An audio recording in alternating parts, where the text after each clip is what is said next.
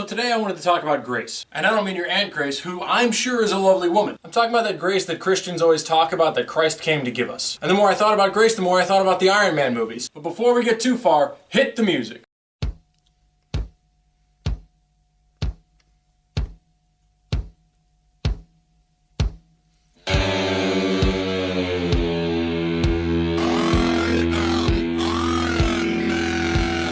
I think it's safe to say that all of us have had moments in our life that we're not necessarily proud of. You ever lose an hour's sleep your whole life?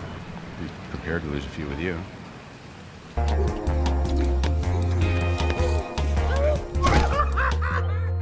Maybe we've done things that we wish we hadn't, or maybe we didn't do things that we wish we had. But in any case, all of us have had times in our life where we just weren't who we were supposed to be. Instead, we develop these other identities, even though there's usually something within us that tells us that this isn't who we're supposed to be. But we can be quite content in this false identity. And what do you say to your other nickname, the Merchant of Death? That's not bad. That is, until we come face to face with the consequences of that false identity.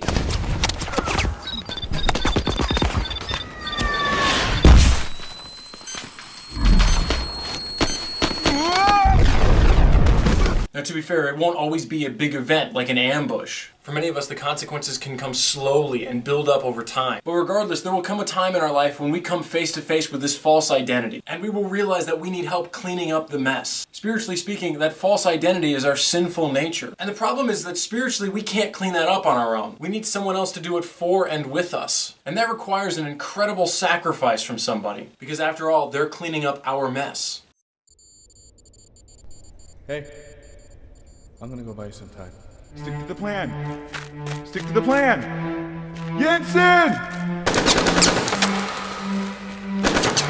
And with that sacrifice comes an incredible opportunity for a fresh start, for a new identity. And as we start to create this new identity, we begin to realize two different things about our lives. The first is that we were intended to have an identity that is way better than the one that we were living in. And the second is that there was a lot of work done in advance to help us see our new identity. You see, as we begin to explore our new identity, we begin to realize how many different ways it can take shape. And so we explore our new identity in a huge number of ways. And all of this is while we're constantly trying to refine and hone our own identity. And in that, I really think it's like Tony Stark with his 40-some Iron Man suits. He had a suit for all occasions.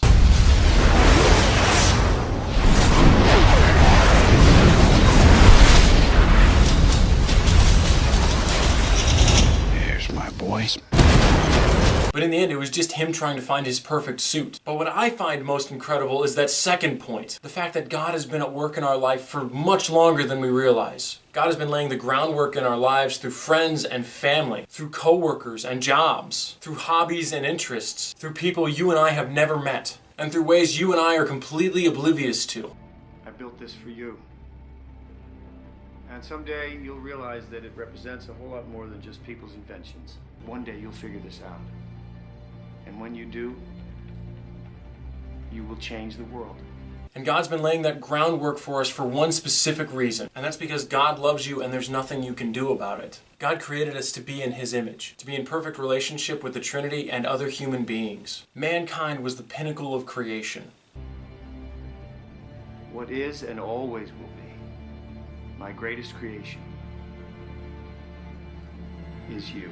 God is working in our lives to restore that original creation. And that's why God gives us grace, so that the mess and brokenness of our life doesn't have to define us, so that we can reclaim our true identity.